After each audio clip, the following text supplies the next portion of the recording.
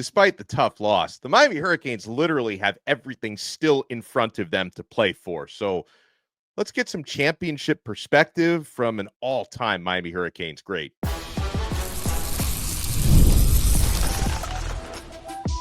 You are Locked On Canes, your daily podcast on the Miami Hurricanes, part of the Locked On Podcast Network, your team every day. I'm Alex Dono, University of Miami alumnus, co-host of Locked On ACC and writer for Canes County at Rivals. And thank you so much to the everydayers for making Locked On Canes your first listen and your first watch today. We're available free wherever you get your podcasts. We're free on YouTube. We're part of the Locked On Podcast Network, your team every day. Today's episode is brought to you by FanDuel. You can start the season with a big return on America's #1 sportsbook because new customers can place a $5 bet and you'll get started with $150 in bonus bets if you win that first $5 bet. Visit FanDuel.com to get started.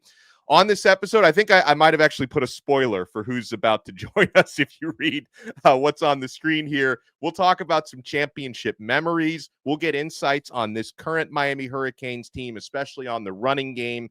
We'll talk about whether this team can bounce back from a really tough loss to Georgia Tech. Before we bring on our extra special guest, let's bring on our also special guest. It's a Truth Teller Tuesday. Bruce Warner is back. Bruce, have you and I were texting some really critical stuff during the game on Saturday. Have you recovered emotionally?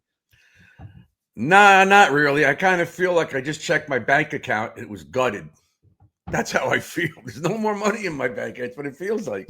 It's like, wow, we're 9-0 and we play this team up there. And again, we scored early, should have won. Yeah. But it's the same old thing now. So one of the things, obviously, people were talking about the defense. I spent last week, and I spent a lot of time talking about our running game because I want to see us get outside. So I figured, who could we talk to that can get to the outside? And none other than Clinton Portis is our guest today. I got him. I met Clinton at Komodo's 2 weeks ago. There was a bunch of us there, a lot of us there that night. Of course, I'm always there with Mark Caesar and Stephen McGuire. Those are my two buddies. But welcome to the show, Clinton. Welcome to Locked On Canes. And congrats on your son, because we're all excited about that. Can he get here a year early, Clinton? Can he get here next week? Wish we wasn't so late in the game and could reclassify. I think he actually only needs like one class, by the way. But thank you all for having me. Looking forward to a great show. Yeah, thanks. So let's talk about what's going on with our running game. We keep running inside the tackles with the two big guys, Martinez and Fletcher. But there's guys on the team like Jordan Lyle, and there's this Chris Johnson who's got a burst. You played, you took some stuff to the outside, or a lot of stuff to the outside. It seems like it would get guys off the line of scrimmage. They'd have to respect more of the field. Talk about the significance of getting to the outside. And B, I don't even know if the word screen exists in this offense, because we should be screening teams to death if they're blitzing us. Your thoughts? Well, I think you should. It's so much when, these new offenses have so much and so many plays downfield, and you have so many weapons that you always feel like I can get to my play instead of taking what defenses give you. When you look at the edges, both of those guys, Mark and Damian, can get to the edge, as well as Lyles and Johnson and 28 as well. So you got 5 guys who can get to the edge, and you got to move guys off of their mark, everything coming downhill and just jammed up, and then they try to bounce. That's the formula for 10 games, and teams have kind of locked in on that. So you got to get guys to the edges. I think if you go back to the Shanahan tree, Kubiak, Mike Shanahan, Kyle Shanahan, all of everything that defected from that tree has proven getting on the edges work, and it stretches the defense because it puts a lot of pressure on your safeties, because they gotta feel if your safety is not there and it's a run play, you're picking up 7 or 8 yards. If your safety mess around and over pursue, you got a post route coming in behind it. So I think although this team has decent play action, you don't have the main play action plays to get X open downfield or to get your guys open where, it's a quick glance and I'm back into action, whereas a quick sprint and now I'm trying to recover. So, it's when we're sitting at home watching TV, we're all pro coaches. All of us should be coaching in the Pro Bowl or the Super Bowl. When it's on the field, in live in action, it's different. And you look around the landscape and everything is duo and inside the tackles, and you don't even have gut anymore. Like bring back gut. Gut gives you the illusion of everything. If you're, it's off to the races. So dive, duo, power are the plays that you see from running backs now, and they don't give backs a chance to show what they're capable of. It's like, this is our offense, this is what you run, instead of, hey, you know what, our guy been this corner, it's off to the races. Yeah, what about, but again, I'm just thinking growing up, I'm watching guys, I watched Landry, I watched Nick Saban, notorious for the screens and the draws. When they're coming after you, and they've been coming after Ward a lot lately, why aren't they just dumping it into a screen? Why does he have to sit 2 yards off the line? Drop back, suck them up, throw it over them with the guys. Any one of the guys, including Fletcher Martinez, are dangerous in the open field. But he's getting sacked now. They know they can get to him. So I'm hoping they do something to take that pressure off of him and get rid of those linebackers from coming in. Well, I think when you have a quarterback with such a great talent and confidence, it's kind of overlooked. Screens, draws, crossing routes, plays that get you open instantly. It used to be a hot route included, blitz, hot route, just turn and catch the ball. Now it's like everything is a longer development play. And because your quarterback has made so many plays where he's extended plays or broke tackles or got outside of the pocket, you believe in him. So instead of simplifying and giving him a hot route, hey, you know what? If this safety is shade and this linebacker come, raise up, it's coming to you right now, and put the ball in their hand. Again, it's the new offense, the new wave, and everybody believing the product that they're putting on the field. It kind of takes me back to a Florida State game where the edges, where the D-line was putting a lot of pressure on us. And although we won that game, I think if you look at some of the interviews, I say Florida State D-line really kicked our butt. And we're going to spread. We're not getting an extra guy in, and we're trying to wait for a developing play, and their D-line is winning. It wasn't any extra pressure, which allows you to hold the ball for a longer time. And then I think Ward, at this point, you got to know, like you guys were talking about prior, throwing the ball, rolling to the sideline, throwing the ball back across the field. That's bad. It looked good when you complete it and everybody, did you see that throw?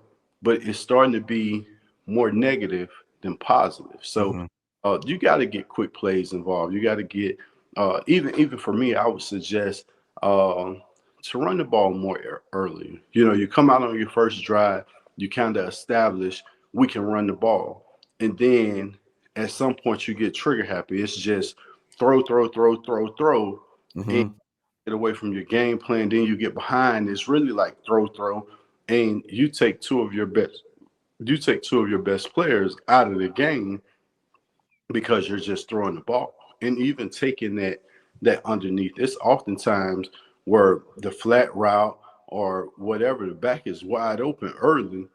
Wide open. Yeah.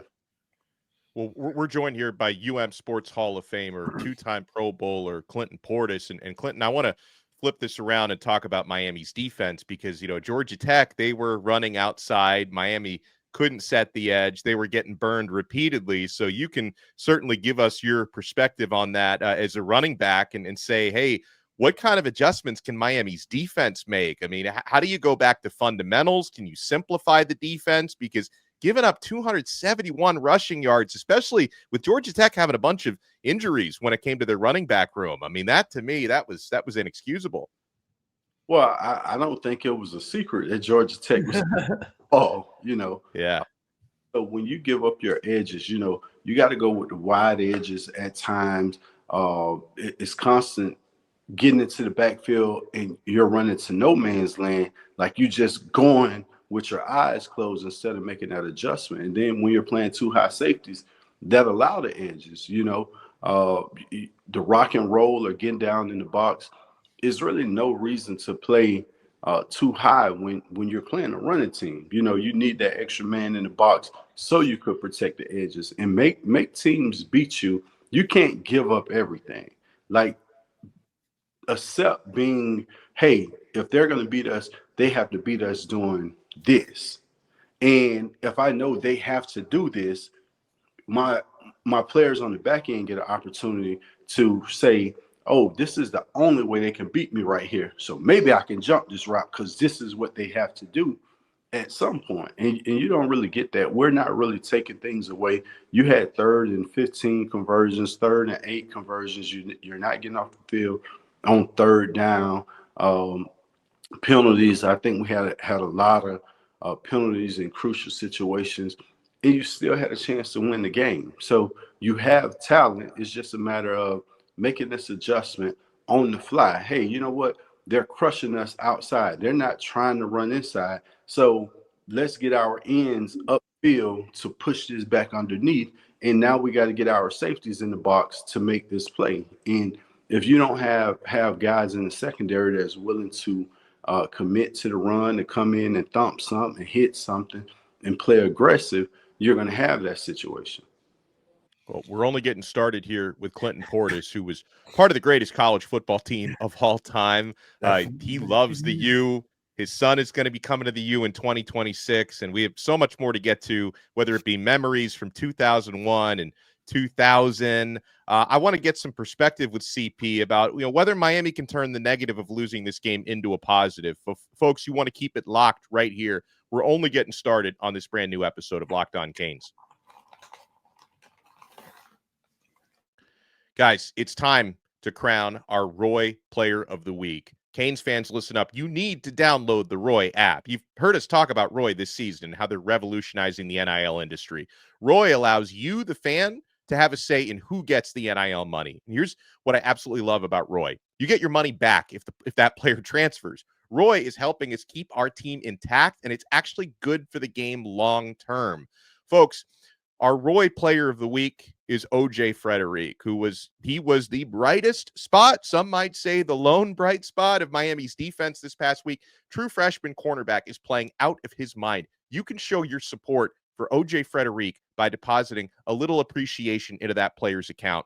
To do that, download Roy, the Roy app. You can see what the logo looks like if you're watching us on YouTube, or go to joinroy.com. So O.J. Frederick, guys, we're going to throw some money into his account on Roy. Every contribution counts, 10, 20 bucks. It all adds up, and it's going to help your favorite players stay put. Join me and show some love for O.J. Frederick. Download the Roy app and go to joinroy.com today. Use promo code LOCKEDON. Every athlete from every team is there. No purchase necessary. Void where prohibited. Go to joinroy.com for full terms. Roy, support the players. Change the game. Thank you so much for making this Locked On Truth Teller Tuesday episode of Locked On Canes your first listen and your first watch today. We're free wherever you get your pods. We're free on YouTube. We're part of the Locked On Podcast Network, your team every day. So after the Georgia Tech game, Michael Irvin said, I saw after the game when we were walking into the locker room, the pain on Cam Ward's face and the pain in those guys' faces. And although I was hurting, Irvin said, I said to myself, wait a minute, this may be good. This is the refocus. This is the redirecting.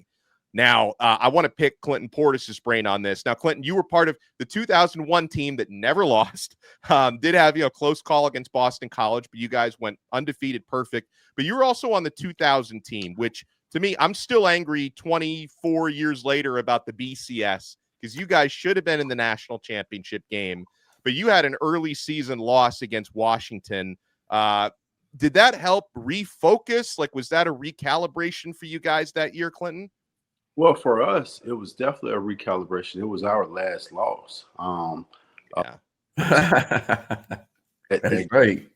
Way, knowing, we went in with the wrong attitude. Like, that was our first time back ranked in the top 5. We were feeling ourselves. Guys were, even in our walkthrough, the day before. I can remember the late Al Blades. Just the energy was like, yeah, they're gonna buy down to us. Like these people scared of us, whatever. And those guys came out and hit us in our mouth. And it took us kind of a minute to realize, like, oh, they're not backing down. Here we go. And once we got rolling, we were on our way back. We just ran out of time. So that flight back, I remember just the mood. Like everyone slept the entire flight. It was just one of those somber flights that you didn't have to have much conversation. It was understood not to overlook anyone else. And from that point on, we did. And you get into the next year, and I heard you say, well, we almost lost to Boston College. If you look at that Boston College game, we dominated. We dominated between the 20 and 20. I think we had 4 red zone turnovers where we was just determined to throw a certain route that they kept picking off. But as a team, you never seen anyone head down. You never seen guys were still uplifting, guys were still going. And when Matt Walters made the play, everybody think like Ed Reed made that play. Ed Reed made the best play of all time, snatching the ball from Matt. But play, to put us in that position. So it was all teamwork. Mike Rump, I think, had the deflection on that for Matt to get to it. So, it's so much when you're playing team ball that has to work. And at this point, when you get to 9-0 in the season, you're going into a trap game against Georgia Tech, against Wake Forest. Hey, their season is over. Basically, the best thing they could do is knock you off. Like they're going to the playoffs. They're trying to keep you out of the playoffs. And you have to go in with that mindset to put teams away early. You can't let this team hang around. You can't let this team get confidence. They just beat you last year in a situation where you should have took a knee and the game is over. So they believe they have your number unless you take that belief out of them. And if you don't put teams away and you let them hang around, that confidence start and guys on their sideline, like, yeah, I told you these, they're sorry, they're not it. And it's hype, So for us, it's kind of one of those, at this point, you got to regroup. You got another game on Saturday. You got to go. Last week is over with. You can't worry about it. You just don't have any room for error. You can't have another L. You can't make another mistake. ACC championship game, you gotta be perfect from this point on. Like, you don't have room to breathe. So getting to the playoffs is what you want to do, but you control your own destiny. Like, now it's in someone else's hand, which you got other teams sitting right behind you that's getting hot. They're getting the right moment, and we're recovering. So just as a locker room, as a team, that message has to be same. Even Mike, he got to give out more kisses on the sideline. You got to give out wet kisses on the sideline. Let guys know that it's still in front of you. You can't put your head down. You're not going to be a number 1 seed, but at the same time, you can get there. And getting there is all that matters, whether you're doing it from the 8th seed, the 12th seed, or wherever you are. You just want to be in that top 12 and make it to the playoffs and give yourself a chance. A lot of your guys had been there in 99, 2000, 2001. This particular team it's almost like an all-star team in a way. These guys have not played an entire season together, especially the defense. There's so many new faces in there. The offense has a couple, but the leader is an experienced guy in Ward. So our D-line has several guys that transferred in. The line, 1 or 2 linebackers transferred in. The DBs, either some transferred in or they're young kids. They don't have, and I remember we had Leon on the show, Cersei, and Cersei was saying the same thing. If you don't, especially on the lines, if you don't have cohesive units, you could have all the talent in the world. They don't know how to play together. If you don't know the communication between everybody, you're going to have problems. And I think you're right. It did bite us in the behind this time. For us, we had unsung heroes were the biggest reason for our success back in 2000, 2001. When you talk about the William Joseph, the Vince Wilford, the Andrew. We had Drew. We had McDougal. We had so many. Andrew Williams, wasn't it? Yeah, Big Drew Williams. Yeah. On McDougal. Like we had so many guys that could rotate in and make a play. You know, I think when we look at our D line, it's like everybody looking for Bain to return to freshman year form. He's not playing there. Right. You know, so whatever it is to get him back, whether it's injury or whatnot, whatever it is to get him back or get him back into that mindset that, hey, you the guy, you know. And then when you got these other D linemen that's highly touted, I don't want to talk about your stars, your ratings. Make a play. And when you look at the linebacker, what's number one name? Mawanoa. Kiko Mawanoa. He always in position, out of position. You know, like he and missed the play, or in coverage, it's like you take the wrong angle. So when you look at guys like that, it's like someone got to be able to say, come on, bro, we need you. Like whatever you're looking at, like you're trying to make the big play instead of just making the simple play. You know, we just need you to make the tackle after he catch it instead of going for the pick and allowing them to turn up field. And now he gets 20 yards run after catch. It seems like he's guessing a lot, Clinton. I don't know what he's doing, but it seems like he's guessing getting into the hole, guessing dropping in coverage. That comes down to film study. You got to avoid guessing and know. Like every formation tells you, hey, this is the key. This is what they're doing. Obviously, you kind of familiarize yourself with the formation. You're just stuck on what they're doing. You know, it's like a DB. When you're in coverage and you forget to get your head around, like you played this perfect and you don't get your head around last minute, you know you got to get your head around. Yeah. The main key is get your head around, locate the ball. So I think we have so many situations like that just watching as a fan where it's like you got to know that. Like you got to know to do this, and it's not being done. Yeah. We're going to continue the conversation with Clinton Portis, an all-time Miami great, when we come back. And I got to know what it was like on the Green Tree practice fields back in those days, especially in that running back room. That was a gauntlet. I mean, you had some of the greatest players of all time in the same room. My friends who want to keep it locked right here, we're nowhere near done yet on this brand new episode of Locked On Canes. Folks, we've been having so much fun all football season long with FanDuel, America's #1 sports book. And if you haven't started tackling the NFL season, it's never too late.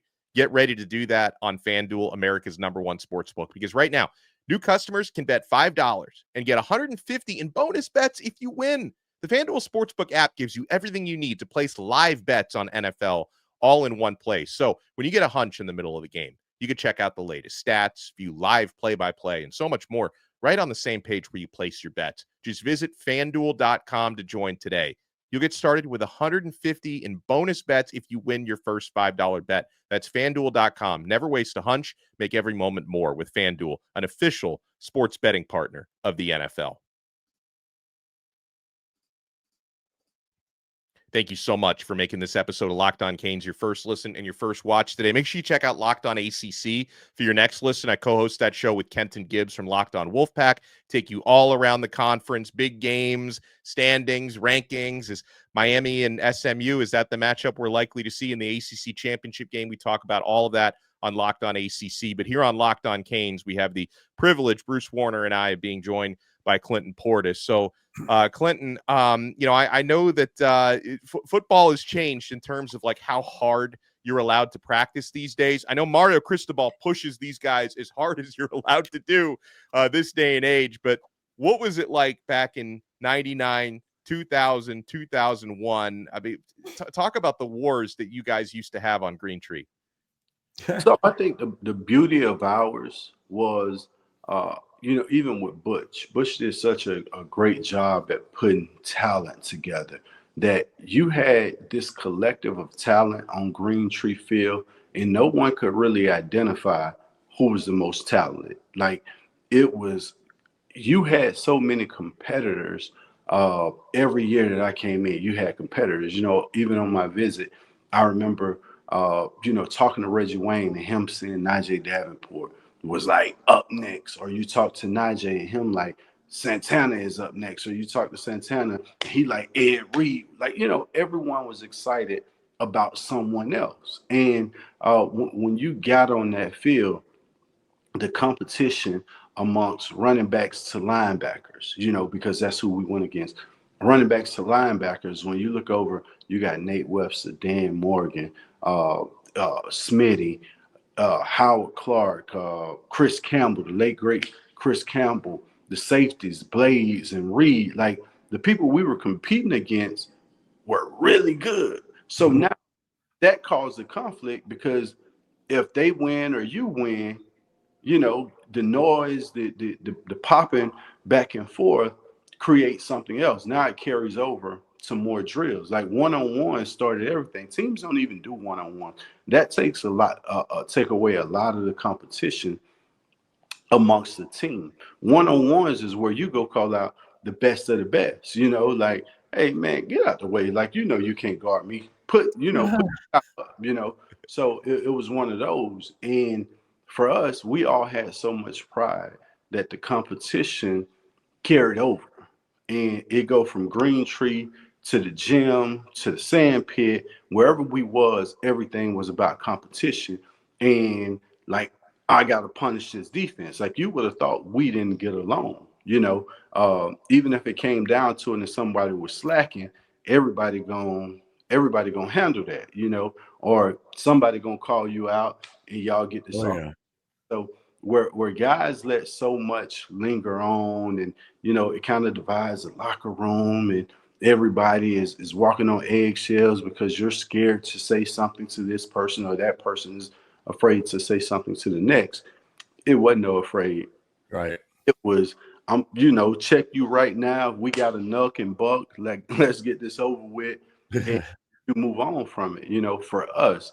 And I know today's climate kind of limits a lot of that, but I was in the Shanahan era where the most competition was with, it was a standard.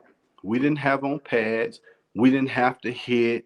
He wanted you fresh, but everything was full speed. Everything was compete. Everything was finished. So you were getting a different dynamic, you know, out of that team, because once you got on the field, if you look, everybody, you sprint to the ball, whether you got it or not, you sprint to find somebody to block.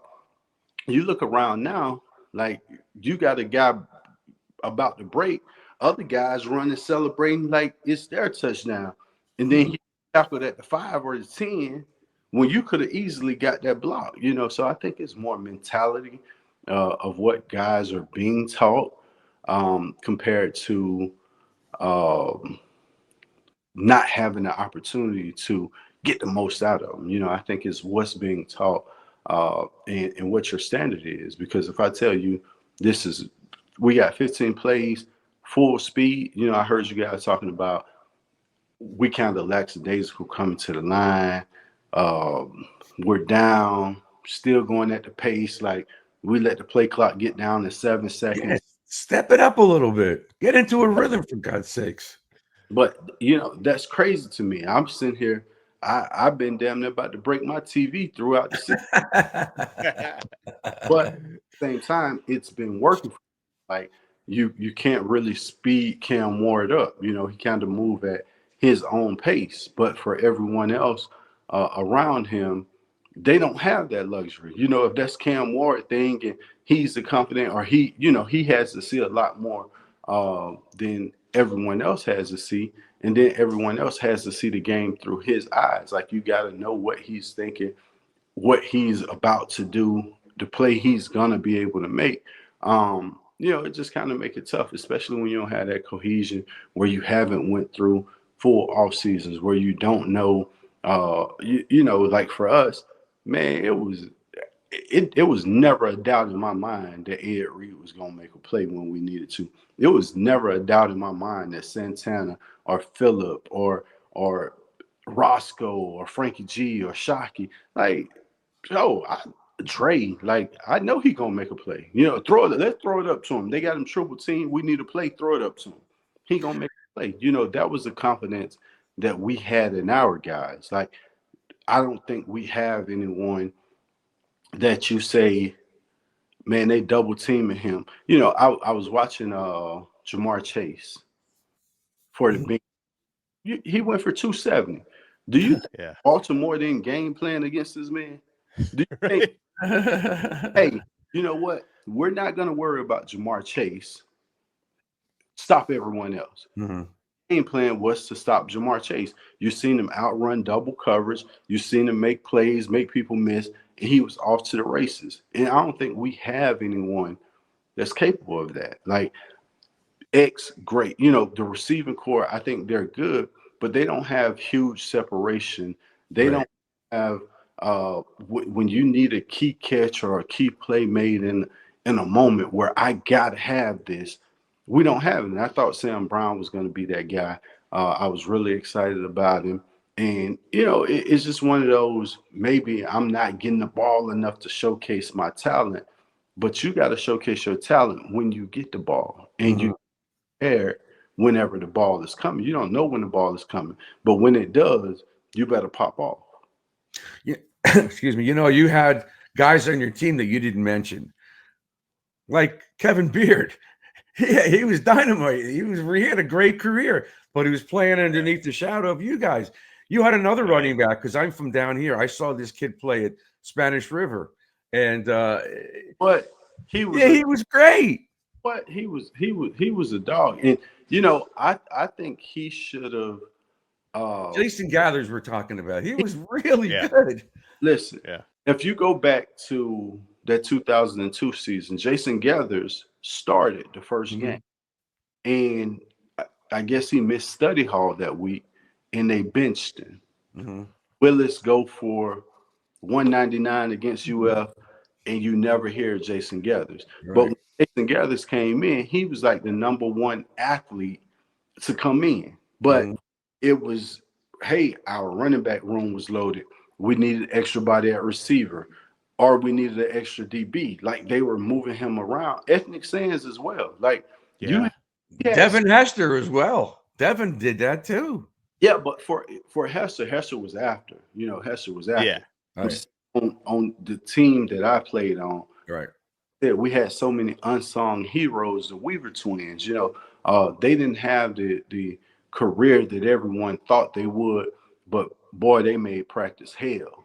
And it was, you talking about prepared. The Weaver twins came out and put whoever our fullback was to sleep every week. They banged our tight ends from Bubba Franks to Jeremy Shockey to Kellen Winslow. They were hitting. It was no ifs, ands, buts. The running backs, they're going to hit.